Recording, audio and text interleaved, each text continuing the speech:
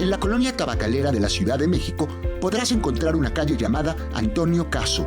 Pero recuerda, no es una calle, es un filósofo. Antonio Caso nació el 19 de diciembre de 1883 en la Ciudad de México. Durante su vida ejerció la docencia y entre 1920 y 1923 llegó a ser rector de la que entonces se llamaba Universidad Nacional de México y que hoy conocemos como la UNAM. Uno de los más importantes hechos en los que participó fue la fundación de lo que se conoció como el Ateneo de la Juventud, junto a José Vasconcelos y Alfonso Reyes. Este era un grupo de humanistas que se oponían al entonces imperante pensamiento positivista, que estaba enfocado al fomento del progreso científico y de su empleo en la educación. Quienes fundaron el Ateneo rompieron de manera clara con la filosofía de importantes pensadores como Augusto Comte y Herbert Spencer. Como contraposición, le dieron importancia al pensamiento de otros como Henry Bergson, Arthur Schopenhauer y José Enrique Rodo. En esas épocas se había consolidado el porfirismo en México y el racionalismo de los positivistas era el pensamiento más aceptado. Como respuesta a ello, los jóvenes que integraban el Ateneo, como Antonio Caso, creían en un ser humano moral, voluntarioso y espiritual, el otro lado de la moneda. La obra más influyente de Antonio Caso se titula La existencia como economía, como desinterés y como caridad. Se trata de un texto que habla sobre la esencia del cristianismo. Su inspiración parte de las teorías filosóficas cristianas, de Pascal y de Tolstoy. En este texto, Antonio rechaza las tesis de Gabino Barreda y de Justo Sierra acerca del porvenir de México. Para ellos, este porvenir tenía que ser construido sobre las bases de la doctrina científica. Caso opinaba de manera distinta. Otro de sus ensayos importantes se titula Catolicismo, Jacobinismo y Positivismo. En este texto, Caso hace una crítica muy profunda a dos de las maneras de pensar que estaban en boga en esa época: el liberalismo extremo, que se llamaba jacobinismo, y el positivismo. Caso acusaba a los primeros, los jacobinos, de ignorar la realidad.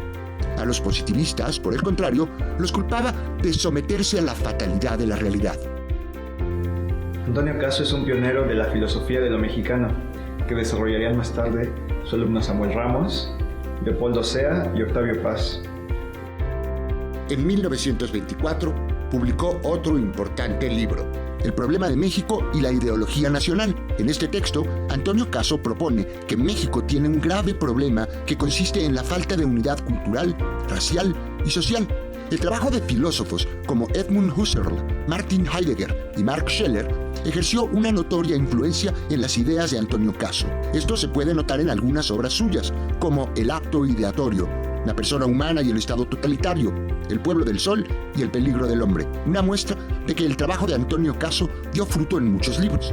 La más notoria de las avenidas de pensamiento que exploró Caso tiene que ver con una espiritualidad metafísica con orígenes cristianos. Este pensamiento se ve reflejado de manera notoria en su famosa obra La existencia como economía, como desinterés y como caridad, que fue publicada en el año de 1943, cuando Caso tenía 60 años. Una de las ideas más destacables en sus textos es la concepción del ser humano como una realidad espiritual que supera incluso a su naturaleza. Por eso, su antropología filosófica está unida a una idea ética de la vida. Según él, el hombre debe realizar varias actividades a las que está sujeto. Por un lado está la más baja, que es la económica. Esta actividad es funcional y utilitaria. Está determinada por el principio de obtener el máximo provecho con el mínimo esfuerzo. Es decir, se trata de una actividad basada en la eficiencia. Por otra parte, hay una segunda etapa de tipo estético que es el desinterés. Y finalmente se encuentra la caridad. Para Caso, caridad es la experiencia fundamental religiosa y moral que está sustentada en dos acciones: el sacrificio y el amor. A esta última actividad, Antonio Caso la resume en una frase: haz al prójimo más de lo que desearías que el prójimo haga por ti. Si bien Antonio Caso dedicó su vida y su obra a la filosofía, sostuvo con sus palabras y su conducta que lo más importante es cultivarse para saber vivir. Así que la próxima vez que escuches a Antonio Caso, recuerda que no es una calle, es un filósofo.